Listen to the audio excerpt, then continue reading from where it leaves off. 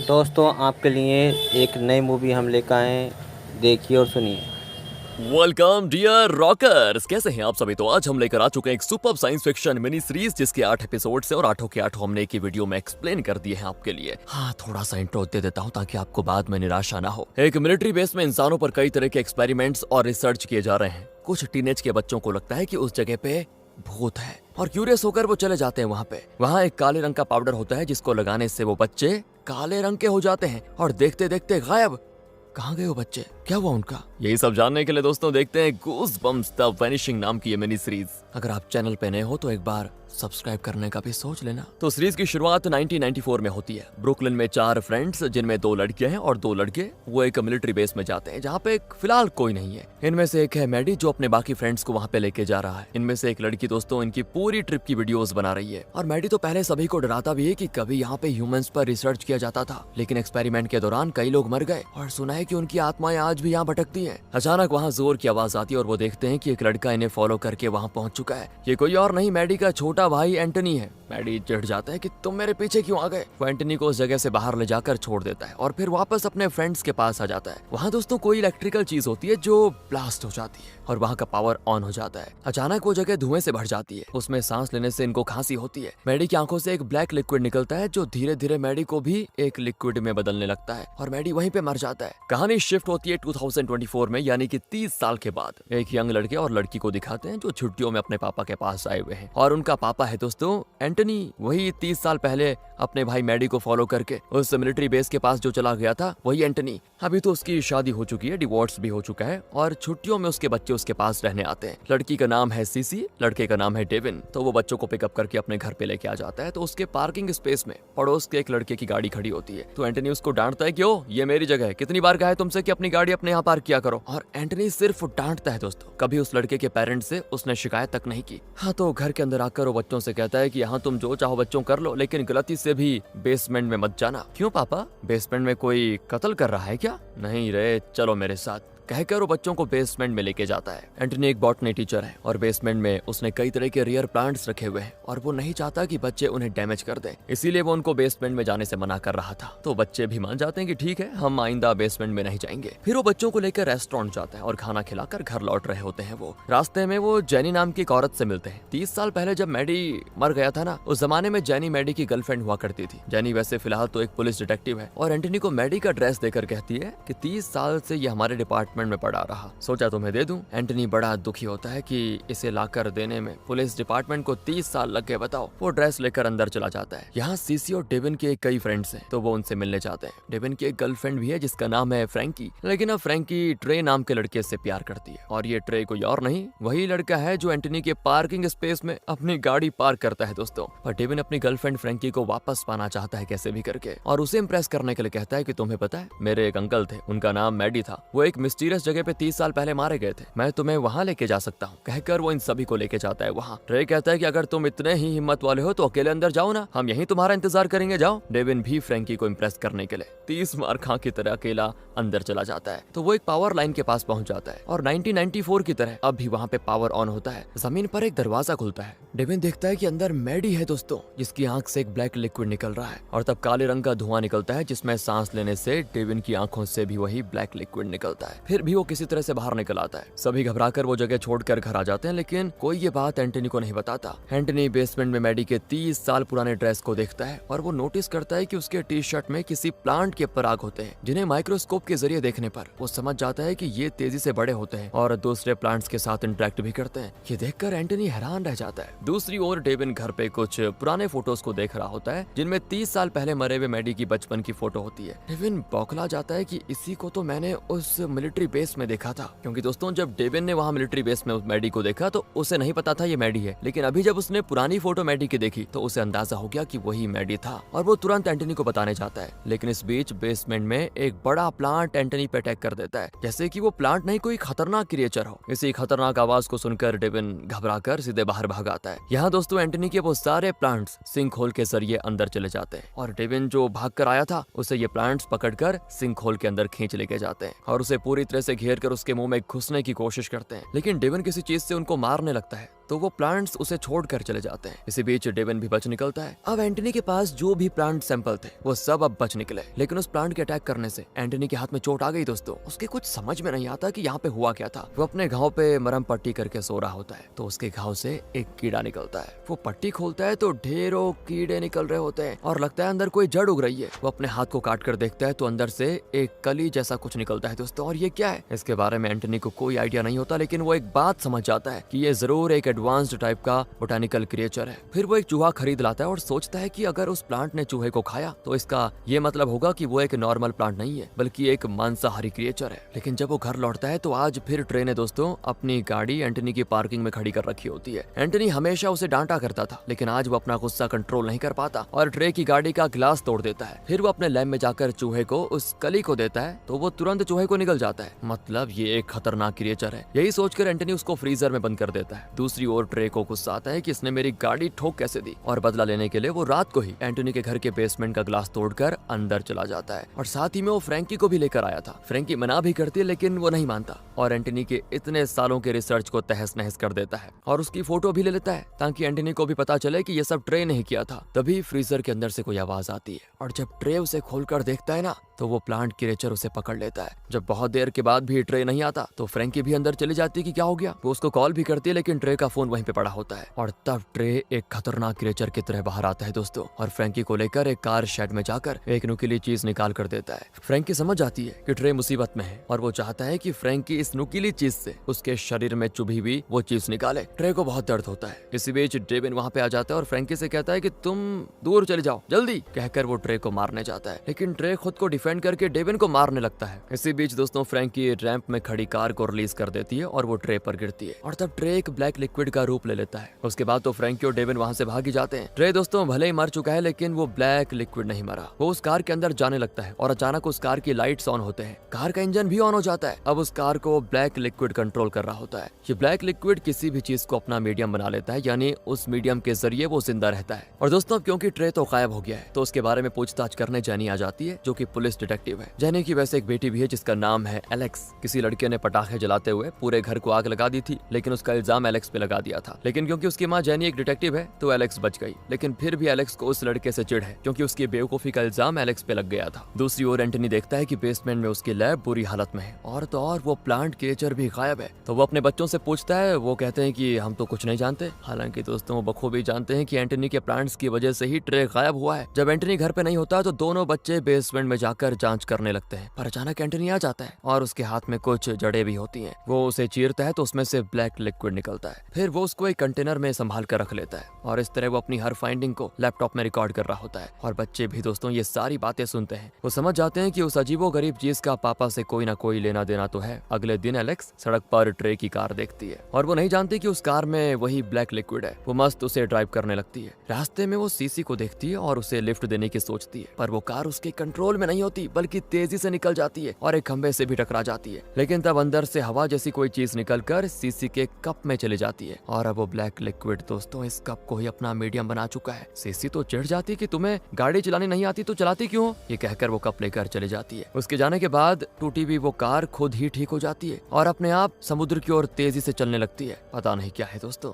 Alex तो डर के मारे पीछे डिक्की के जरिए एंड वक्त पे बाहर निकल ही आती है और अगले ही सेकंड कार पानी में, और कार के अंदर जो ब्लैक लिक्विड था वो उसी मिलिट्री बेस की ओर जाने लगता है जहाँ से वो आया था। दूसरी ओर एंटनी भी उसी मिलिट्री बेस में पहुंच जाता है। उसे 30 साल पहले यहाँ पे हुई घटना की याद आती है जब उसका भाई मैडी और उसके दूसरे फ्रेंड्स यहाँ पे आए थे। वो ट्रे का पता लगाने ही दोस्तों यहाँ पे आया है और ट्रे उसे मिल भी जाता है। फिर वो उसे अपनी कार में लिफ्ट देता है और इस बात को वो जेनी को भी इन्फॉर्म कर देता है। वो तुरंत ही ट्रे को हॉस्पिटल में एडमिट कर देते हैं, पर ट्रे को किसी चीज की होश हवास नहीं होती। वो एकदम अजीब सा बैठा होता है जैसे उसको कुछ पता ही नहीं। तो एंटनी के पास एक कंटेनर में जो ब्लैक लिक्विड है उसे वो ट्रे के पास लेके जाता है, लेकिन ब्लैक लिक्विड में कोई रिएक्शन नजर नहीं आता। तो ट्रे को जो डॉक्टर देख रही होती है ना, वो अपनी कार में निकल रही होती है और उस वक्त तो ब्लैक लिक्विड उस कार की ओर इशारा करता है। मतलब इस डॉक्टर का ब्लैक लिक्विड के साथ कोई कनेक्शन जरूर है। दूसरी ओर सीसी के पास जो कप है ना, उसमें वो पाउडर जैसी चीज फैली हुई है, पर इस बात से बेखबर वो उसमें कोई ड्रिंक लेकर पीने लगती है। उसके बाद वो एक मीटिंग में जाती है, लेकिन वहाँ वो ठीक से बात नहीं कर पाती क्योंकि उसकी नाक से वही ब्लैक लिक्विड निकलने लगता है और उसको अजीब आवाजें भी सुनाई देती है। तो वो घर लौटती है और जबरदस्ती खांसकर उस ब्लैक लिक्विड को पूरी तरह से बाहर निकाल निकाल देती है। अब वो ये बात डेविन को भी बताती है क्योंकि उसके साथ भी ये सब हो चुका था। वो फ्रैंकी को लेकर तुरंत घर के लिए निकलता है। इसी बीच सीसी ने खासकर जो म्यूकस बाहर निकाला था वो बड़ा होने लग जाता है और सिंक से निकलकर सीसी पे हमला भी करता है। तो सीसी तुरंत उसको शॉक लगा देती है और लगता है दोस्तों इलेक्ट्रिक शॉक उससे बर्दाश्त नहीं होता, लेकिन फिर भी वो और बड़ा हो जाता है। सीसी तुरंत लिफ्ट में चली जाती है, लेकिन वो लिक्विड तो लिफ्ट को ही घेर लेता है। तभी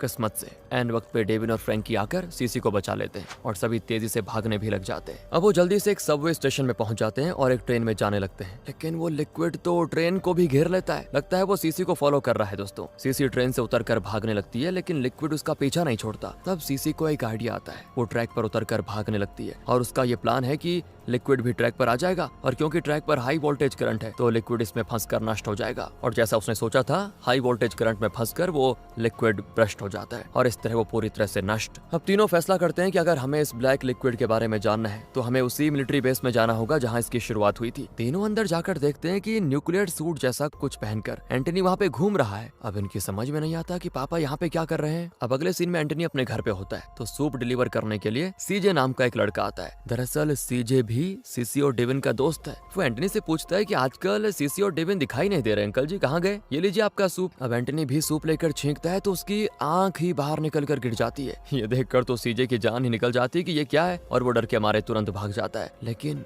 ये एंटनी अपनी आंख वापस उसी जगह पे रख देता है। दरअसल दोस्तों जब कोई उस ब्लैक लिक्विड से पीड़ित हो जाए तो ऐसा होता ही है। एंटनी समझ नहीं पाता कि उसके साथ ऐसा क्यों हुआ, क्योंकि वो तो प्रोटेक्टिव सूट पहनकर मिलिट्री बेस में गया था। लेकिन जब वो अपना सूट चेक करता है तो पता चलता है कि कल वो मिलिट्री बेस में वायर्स के बीच में हाथ डालकर किसी मशीन को स्टार्ट कर रहा था और तब उसके सूट में छेद हो गया और उसी के जरिए वो ब्लैक पाउडर सूट के अंदर घुस गया होगा और अब एंटनी उस ब्लैक लिक्विड के कंट्रोल में जा रहा है। बहुत ही जल्द वो पूरी तरह से उस ब्लैक लिक्विड के कंट्रोल में आ जाएगा और एक खतरनाक क्रिएचर बन जाएगा। इसी बीच सीजे अपनी आंखों देखी बातें अपनी बहन को बताता है और उसकी बहन डांटती है कि दिन में सपने देख रहे हो क्या, ऐसा भी कहीं होता है। खैर तुम ये बताओ सूप डिलीवर करने के पैसे लिए कि नहीं। लेकिन दोस्तों फिलहाल वो कुछ कहता नहीं, लेकिन उसको शक होता है कि कहीं सच में मुझे कोई वहम तो नहीं हुआ था। वो फिर से एंटनी के घर पे जाता है और अब की बार वो एकदम नॉर्मली बातें करता है, लेकिन अचानक वो सीजे पे चिल्लाता भी है और उसे पकड़कर बेसमेंट में लेके जाता है क्योंकि अब एंटनी उस ब्लैक लिक्विड के कब्जे में आ चुका है और एक मॉन्स्टर भी बन गया है। उसके मुंह से ब्लैक लिक्विड निकलता है। अगर ये लिक्विड सीजे के मुंह में चला गया तो सीजे भी एक मॉन्स्टर बन जाएगा। इस तरह ढेरों इंसानों को मॉन्स्टर बना देना ही उस ब्लैक लिक्विड का मकसद है दोस्तों। इसी बीच बाहर किसी की आहट सुनकर एंटनी बाहर जाता है तो जेनी आई होती है। वो एंटनी को कुछ वीडियो टेप्स दिखाकर कहती है कि ये 30 साल पहले की कुछ वीडियो रिकॉर्डिंग्स है जो उस वक्त शूट की गई थी जब मैडी मिलिट्री बेस के अंदर गया था। मैंने सोचा तुम्हारे काम आएगा। एंटनी भी कहता है ठीक है, कहकर वो टेप लेकर रख लेता है। अब अगर ये असली एंटनी होता तो उस टेप को तुरंत प्ले करके देखता,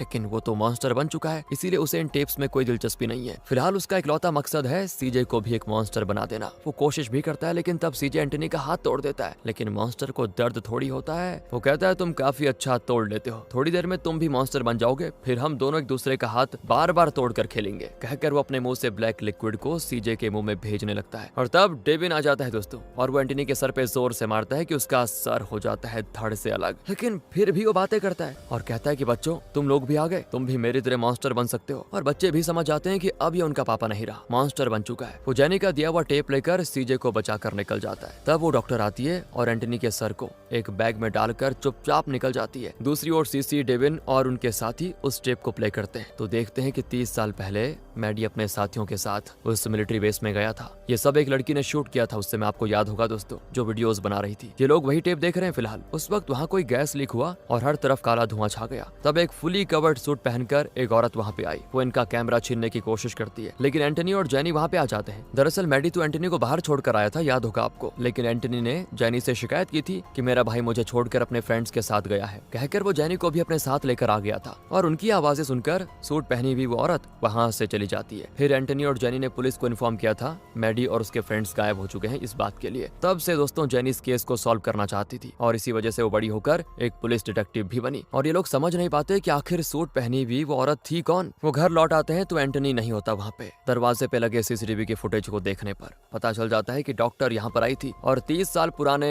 उस वीडियो में जिस औरत ने सूट पहना हुआ था वो भी यही डॉक्टर थी। वो समझ जाते हैं कि वो इस बड़े बैग में जरूर एंटनी को ही लेकर गई होगी, लेकिन वो ऐसा कर क्यों रही है ये इनकी समझ में आता नहीं। दूसरी ओर वो डॉक्टर दोस्तों एंटनी के हाथ पैर वगैरह को गर्म करने लगती है जिससे कि उसके शरीर से वो लिक्विड पिघलने लग जाता है। इतने में एंटनी को आता है होश और वो पूछता है क्या आप मुझे जान से मार डालने वाली हो? डॉक्टर कहती नहीं, मैं तुम्हें प्रिजर्व करने जा रही हूँ। अगर ये लिक्विड दुनिया में फैला तो इंसानियत का अंत हो जाएगा, इसीलिए मैं इसे हमेशा हमेशा के लिए दबाना चाहती हूँ। लेकिन तुम्हारे परिवार में हर कोई इसको रिलीज करने पे तुला हुआ है। 30 साल पहले तुम्हारे भाई ने इसको रिलीज कर दिया था, उसे भी मैंने प्रिजर्व करके रखा हुआ है। फिर वो एंटनी को भी उसी ब्लैक लिक्विड में एक चैम्बर के अंदर प्रिजर्व करके रखती है। दूसरी ओर सीसी और डेविन की टीम डॉक्टर को तलाशती है, क्योंकि जरूर वो एंटनी को लेकर गई थी। वो हॉस्पिटल जाकर वहाँ के सीसीटीवी के फुटेज को देखते हैं तो पता चलता है कि वो कार में निकली थी। उस कार के नंबर से वो उसका एड्रेस ढूंढ लेते हैं, जो कि एक गोडाउन होता है। ये लोग अंदर जाते हैं तो पता चलता है कि वो एक बहुत बड़ा लैब है जहाँ वो डॉक्टर कोई रिसर्च कर रही है। वहाँ एक गार्बेज बिन में एंटनी का ड्रेस होता है। सीसी को एक डायरी मिलती है जिसमें इस ब्लैक लिक्विड के ओरिजिन के बारे में लिखा है। और अब कहानी जाती है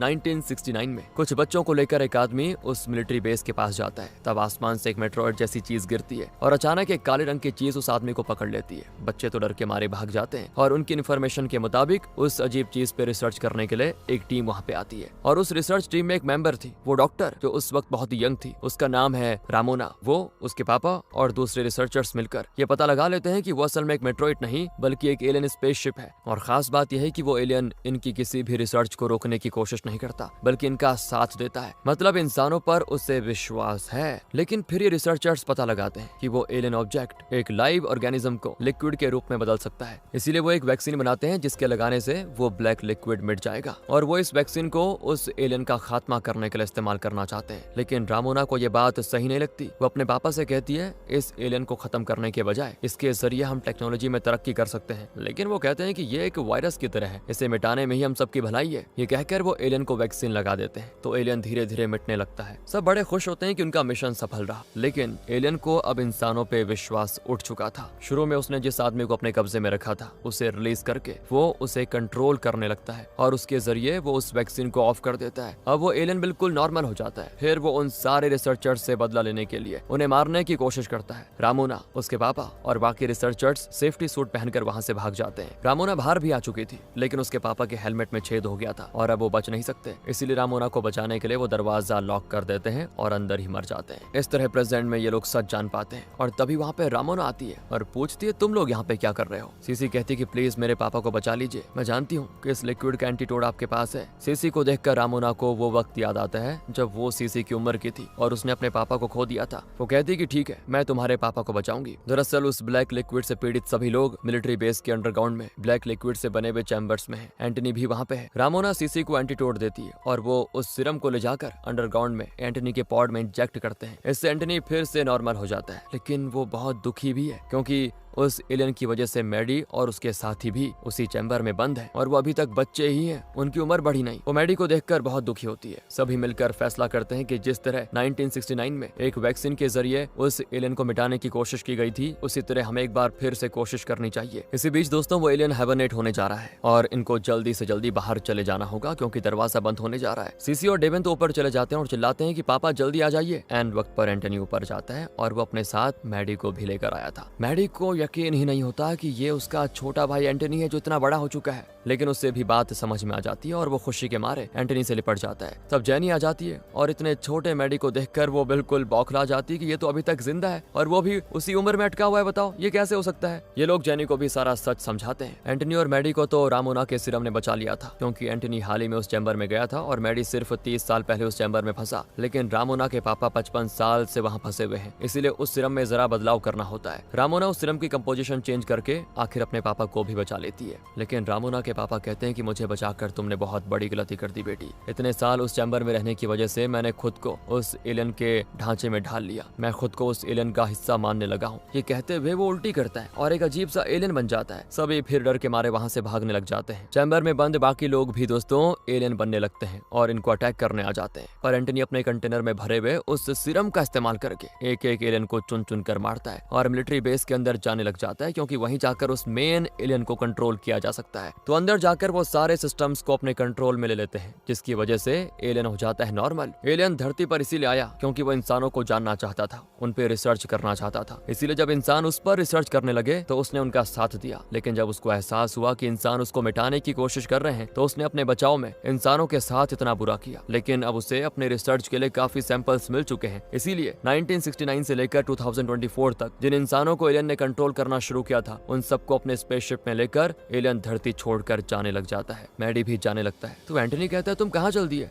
तुम मेरे साथ रहोगे। लेकिन मैडी कहता है कि इतने सालों से हम उस एलियन के साथ रह रहे हैं, अब ये पृथ्वी हमारी दुनिया नहीं है, उस एलियन की दुनिया ही हमारी दुनिया है, कहकर वो भी चला जाता है। एलियन के जाने से पृथ्वी पर इंसान बिना किसी खतरे के जी पाएंगे। जिन लोगों को एलियन लेकर गया वो उन्हें शायद किसी प्लेनेट में ले जाकर उन पे रिसर्च करेगा। अगर शुरू से आपने ध्यान दिया होगा तो देखा होगा कि शुरू में एलियन ने एक पाउडर का रूप लिया, फिर लिक्विड बना, फिर प्लांट का रूप लिया, फिर इंसान के अंदर जाकर उसने इंसान को परखा, आखिर में फिर एक एलियन का रूप ले लिया। इस तरह पृथ्वी के हर जीव जंतु का रूप लेकर उसने खुद को इवॉल्व करने की कोशिश की और अब वो दूसरे प्लेनेट में जाकर इस इवोल्यूशन को जारी रखेगा। एंटनी और उसके बच्चे और बाकी लोग अब पृथ्वी पर एकदम सेफ रहेंगे। यही सोच रहे हैं ना आप, लेकिन नहीं। जब ट्रे घर के अंदर जाता है तो उसके मुंह से काले रंग का कुछ निकलता है। मतलब एलियन पूरी तरह से पृथ्वी छोड़कर नहीं गया। दरअसल एलियन ने दूसरों की तरह ट्रे को उस चैम्बर में बंद नहीं किया था और इसी वजह से एंटनी उसे आसानी से बचा पाया। पर हो सकता है कि एलियन ने जानबूझकर ट्रे को आजाद छोड़ दिया था और उसके शरीर में कुछ ऐसा इंजेक्ट किया होगा जिसके जरिए ट्रे के शरीर से नेक्स्ट लेवल के एलियन का जन्म होगा। उस एलियन से पृथ्वी को नुकसान भी हो सकता है, नहीं भी हो सकता है। एंडिंग